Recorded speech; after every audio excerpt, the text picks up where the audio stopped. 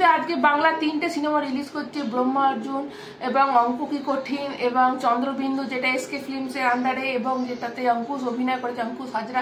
কিন্তু ব্যাপারটা যেটা হচ্ছে এর সাথে কিন্তু হিন্দিতেও কয়েকটা সিনেমা রিলিজ করেছে, যেটা হচ্ছে কেসরি আর কেসরি চন্দন, আর একটা হচ্ছে কেসরি বীর, এবং আর একটা যেটা হচ্ছে সেটা হচ্ছে ভুলচুক মাপ। কিন্তু ব্যাপারটা যেটাই হচ্ছে যে ভুলচুক মাপ এবং কেসরি বীর এটা কিন্তু দেখো ভুলচুক মাপ এটা কিন্তু ওটিটিতে দ্বারা রিলিজ করে দিয়েছে, তো রিলিজ করে দেয় কত, তো সেইখানে এই শোগুলো এই সিনেমাগুলো বেশি শো পাচ্ছে। এবং এই যে 3টে সিনেমা এটাতে না কোনো ভালো করে পাবলিসিটি করা আছে, না ভালো করে প্রমোশন করা আছে।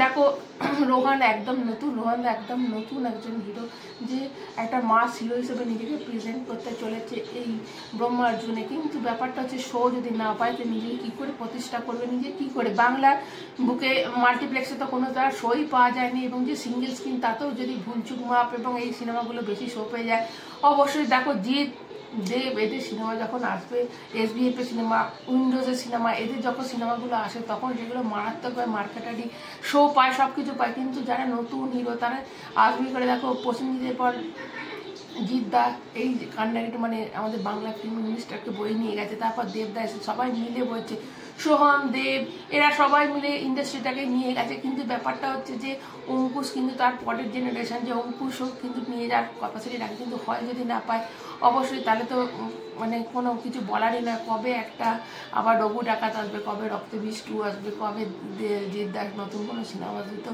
এইভাবে যদি হয় তাহলে বাংলা ফিল্ম ইন্ডাস্ট্রি কিন্তু একদম ডুবে যাওয়ার পথে হয়ে যাবে। তো অবশ্যই বলবো 3টে যে সিনেমা রিলিজ করছে, আর তোমাদের কাছাকাছি যদি কোনো হলে সিনেমাগুলো চলে, যদি পছন্দ হয়, যদি মনে হয় তাহলে অবশ্যই সিনেমাগুলো দেখতে পারো। এটা একদমই ব্রহ্মা অর্জুন একদমই এটা মাস সিনেমা মতো তৈরি করতে গেছে, মাস সিনেমা একটা। অবশ্যই চন্দ্রবিন্দু একটা অন্য ঘরানার সিনেমা, তোমরা সেটাও ট্রাই করতে পারো। দেখো এটা কিন্তু মাল্টিপ্লেক্সে চলার মতো সিনেমা, কিন্তু সেটাও কিন্তু মাল্টিপ্লেক্স পাইনি। দেখো সিঙ্গেল স্ক্রিনে না পেলে ঠিক আছে, কিন্তু মাল্টিপ্লেক্সে তো পেতে পারতো চন্দ্রবিন্দু সিনেমাটা, সেটাও কিন্তু অনেক জায়গাতেই পাইনি। তো তোমাদের আশেপাশে যদি থাকে তো তোমাদের যদি মনে হয় অবশ্যই সিনেমাগুলো দেখতে পারো। এবং ভুলচুক মাপের জন্য তো OTT আছেই, এবং অবশ্যই এই সিনেমাগুলো যদি হল পায়, হিন্দি যেগুলো হিন্দিতে নিজের জায়গাতেই চলে না সেগুলো এসে বাংলাতে যদি শো দখল করে নেয়, তাহলে বাংলা শোকে অবশ্যই আগে মর্যাদা দিতে হবে, বাংলা শোকে আগে বেশি শো দিতে হবে। বাংলার যে সিনেমাগুলো, তো এখানে বাংলার লোকরা যদি বাংলার সিনেমাকে না বোঝে তাহলে তো হয়েই গেল, তাহলে আর কিছু বলার নেই। দর্শকরা যেটা সামনে পাবে সেটাই দেখবে। এবং যদি দেখো এই মাল্টিপ্লেক্সে একটা টিকিটের দাম 250 থেকে 300 টাকা এরকম অ্যাভারেজে দাম করে, সেখানে এইসব সিনেমার লোকে সাধারণত দেখতে যাবে না, তখন মনে হয় একটা হিন্দি সিনেমাই দেখে নেবো, কিছুদিন বাদ একটা ভালো সিনেমা আসছে। তো এই হিসাবে দেখো অবশ্যই তার মধ্যে এটা ঠিক যে একেন বাবুর সিনেমাটা বেশ ভালো চলছে, মানুষ কিন্তু যেটা বেনারসে একেন বাবু, তো ওটা বেশ ভালো চলছে, এটা একটা ভালো দিক যে হ্যাঁ মাল্টিপ্লেক্সে কিন্তু সিনেমাটা ভালো চলছে।